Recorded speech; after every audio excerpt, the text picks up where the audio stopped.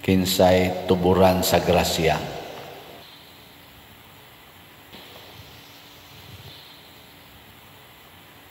Kinsay tuburan sa grasya, ang tao o ang Ginoo?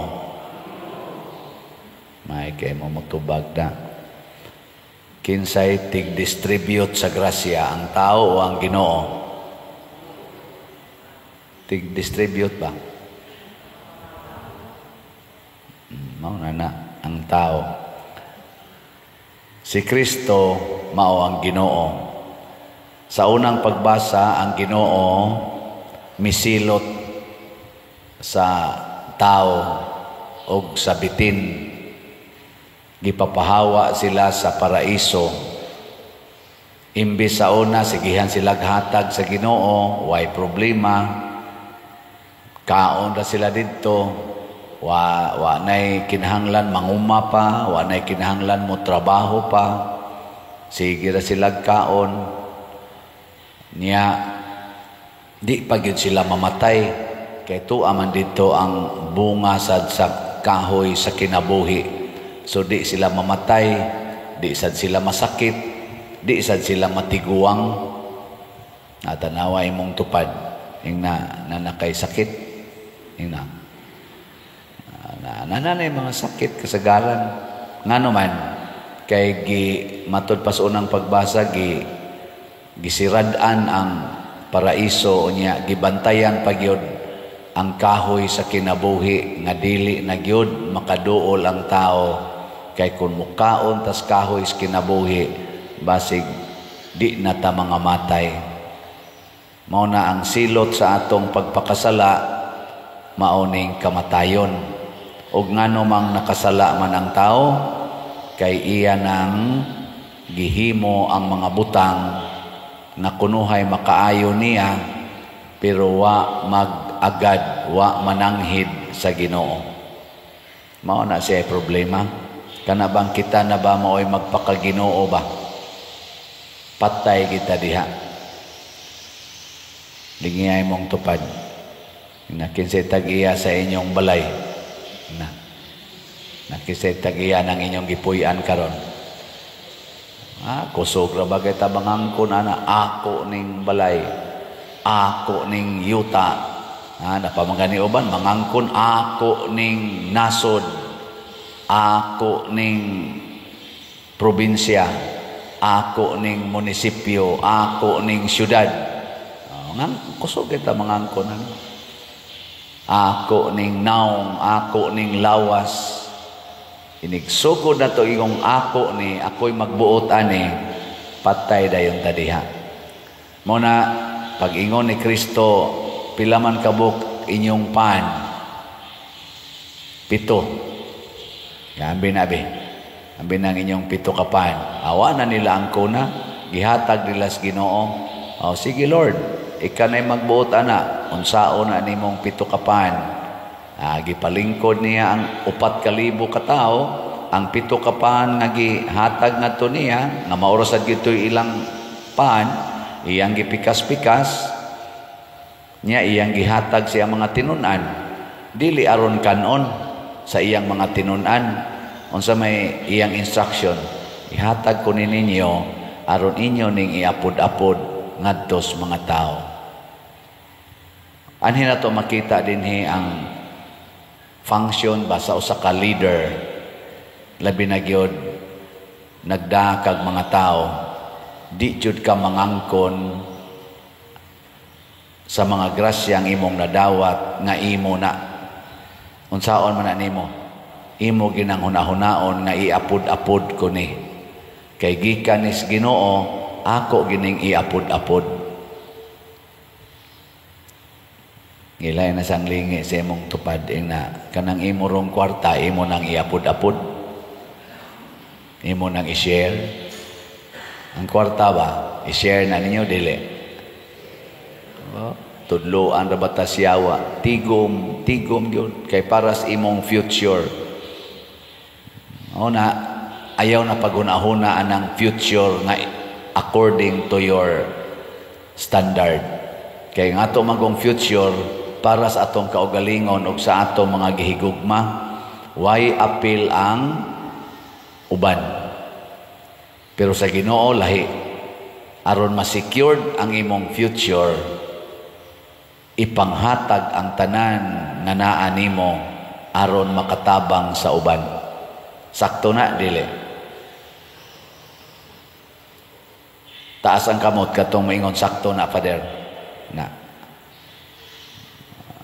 Wa mo isang uban. Nagpanagan na, no? Sa atong standard karon, og sakto pa na. Wa gid untay mag-away na to mga politicians.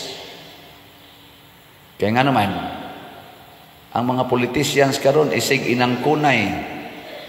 inangkunay sa ilang mga grasyang nadawat. Murabag sila nagitag-iya. Sila'y magbuot, kinsay hatagan, unsaon paghatag. O nang portigitaong lisura sa atong nasod. Ang Ginoo lahi, ang iyang gusto, ako mo'y magbuot, unsaon paghatag. Kung atong subayon, kining ato rong nanagan sa politika, di la sa tuyapil ang diya simbahan, kaming mga pari, mga obispo, uban pa diha. Kana lang usang mga leaders na rong nanagan, tanaw ninyo, unsa man na sila, pobre, dato. Sila bang nanagan, unsa man na sila, mga kabos o mga kwartahan? Kusga. Na sakto na inyong tubag. Kay bisan gani ang mudagan pagka barangay kapitan, bisag barangay konsihal, o wa kay kwarta, ambot lang, manimaho baka. Labi na gidinis atong nasod. O manimaho man ka, kana, okay ra na. Pero normally, kwartahan na sila.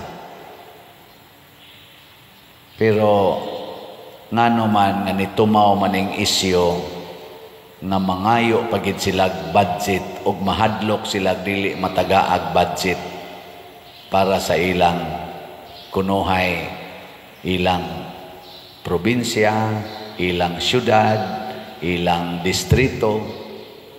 Nganong mahadlok mo sila anak? Tungod kay hoy, tubag. Mo na ro'y common nga tubag. Nganong nipirma man kas impeachment,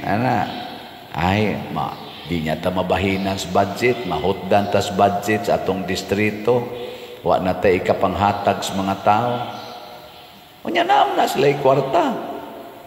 Tungod kay dili sila mohatag sa ilang personal nga kwarta ngadto sa uban.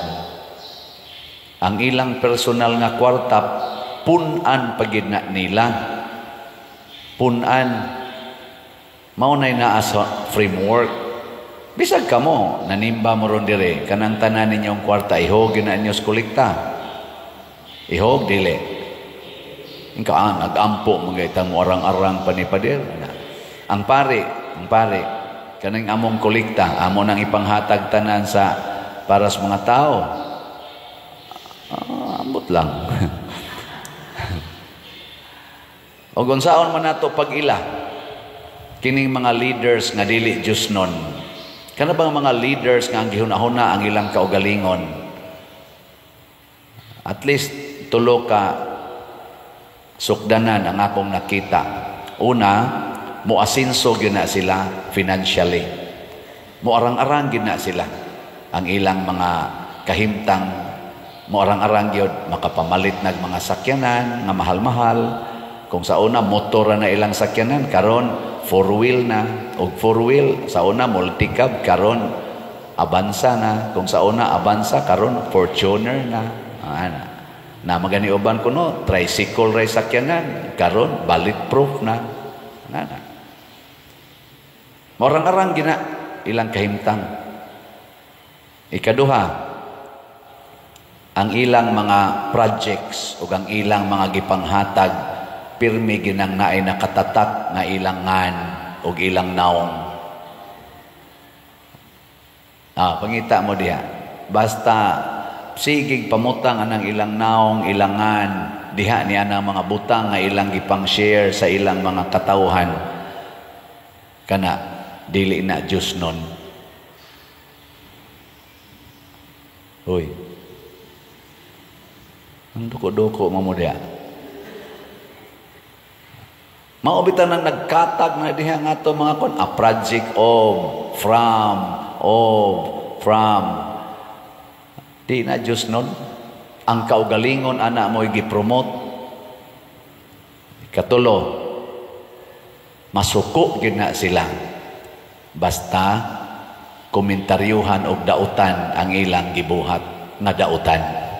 Kana bang ilang gibuhat ba og sawayon o nya kritisayson, masuko na sila. Masuko.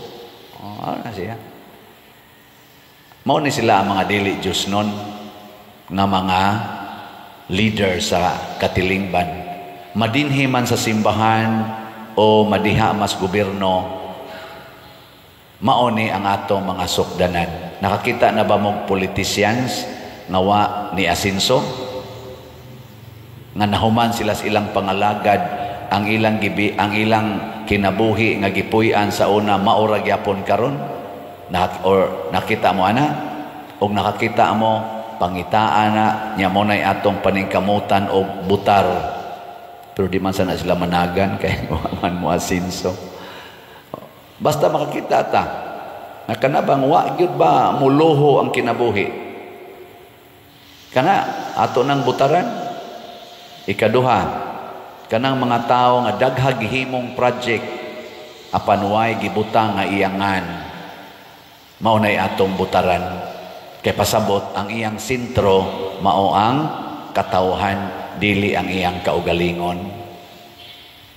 Sama ni Kristo, wa siya magpagarbo, ipanghatag lang ninyo. Wa mo ingon ang iyang mga apostoles, gikan ni Jesus ha, gikan ni Jesus. Nya katusang gahatag atong 7 kapan, wa sad gibandilyos Ginoo nga gikan ni kuan, mao ni ang atong sponsor. Mao bitaw dinhi sa atong simbahan, slot ra gid ni atong gipamaligya. Palit mog slots, di na to isulti inyo mga ngalan. Okay ra na ninyo dili? Okay ra mo? Anong inyong naong mura magkanang mga patay? Okay ra, may sa datong isulti. Kapoy kay basa ana mga sponsors. Mabita na nga ang criticism karon og mutan-aw ta diha social media. Ang mga politicians kasagaran ila nang angkonon nga this is my project. Aron ang mga tao mo believe nila.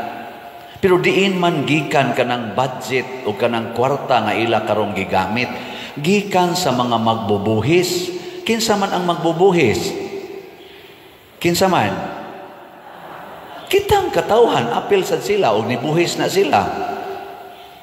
Karon imong gibalik sa katawhan ang maong buhis, pinaagi sa mga proyekto, nya imong angkonon nga imo, dili ba usa ka pagpangilad? Nga ako'y nag-project aniha, pero kining kwarta hagikan ni ninyo, pero ako na'y inyong tahuron, kay ako na'y nagpagawa sa project, pero gikan ni ninyo. Hindi, masa man na pangilad. Pero kita lahi, ang atong niya sa simbahan, ang kwarta, ang bahandi, gikan sa Ginoo. Kinsa may atong pasikaton, ang Ginoo. Muna ka mo nang malit din higslots, congratulations kay nakita ang Ginoo diha ninyo. Muna siya. Hilingay mong tupad. Ing na pakita ko Ginoo be. Ing na pakita ako Ginoo be. So dili lang manghatag ta kung dili muantos pagita para sa uban. Ang pagkaon nga atong kanon dinhi sa Santos nga misa, maorasan ng pagkauna ang gikaon sa mga apostoles kaniadto. Ang gikaon sad sa 4,000 ka tawo katong 7 kapan, parihara sila gikaon hasta sad si Hesus, hastang mga apostoles. Mao ni siya ang imahin sa usa ka katilingban, parihara gikaon. Kung ang pari lahi og lamisa kaysa iyang mga staff sa parokya, unsa man ang klasihas pari, Diyos non o yawanon? Kusga. Kusga pa gyud. Wa man mo manghukom, describe lang. Yawanon. Ngano man? Nganong lahi man siya gikaon kaysa iyang parokyano? Anang dihay ni ana sa atong lamisa atong usang adlaw nga pari siya dako agud ani imong lamisa pader, kataas gud ani, nag-expect gid kag daghag bisita. Nakuha oy. Siya nganong taas man kay ni nako? Magdungan mamig pamahaw din sa ako mga staff. Nya ang staff nato din mga 25 man sila kabuk, 26. Di dako-dako yung lamisa kada pamahaw. Nya ang ilang gikaon, maura sa akong kanon. Usahay na sila gikaon nga di ko kakaon. Mao na nga pariha. Kamo sa inyong balay, kamo mga ginikanan, pariha mo gikaon sa inyong anak. Kusga. Parihas, usahay pagani, lamion ninyo ang pagkaon sa anak kaysa inyong pagkaon. Silas mamas una, basta mo palit og gusok sa baboy, gusok sa baka, nya ilang latan, tangtango nilang unod gikas gusok, ang unod iapod-apod na mo mga anak, ang bukog tuan nila og ang sabaw, sigihan nila higop-higop, ang unod bahino namo. Kung isda, hagpata nilas bukog ang kanang naang unod, iapod-apod namong mga anak, ang mga bukog ug ang mga ikog nga napay gamayng unod ug ang o nga daginutunon kaayo ang unod kay gagmay masag isda, adto nila sa among amahan ug inahan. Kami mo'y nagkaon sa unod. Kumusta man ang atong mga leader sa politika? Unsa may ilang gikaon karon? Pareha bas gikaon natong tanan nga mga Filipinos? Ang atong presidente nga gyud kutob sa nang nanagan karon. O di wa pa labot ana ang presidente, no? Ang atong mga senador o congressmen o mga mayor, gobernador, mga konsihal sa lungsod, sa mga board members nga nanagan karon, willing ba silang mukaon sa gikaon karon sa ilang mga tao nga gihangyo nga mobutar nila?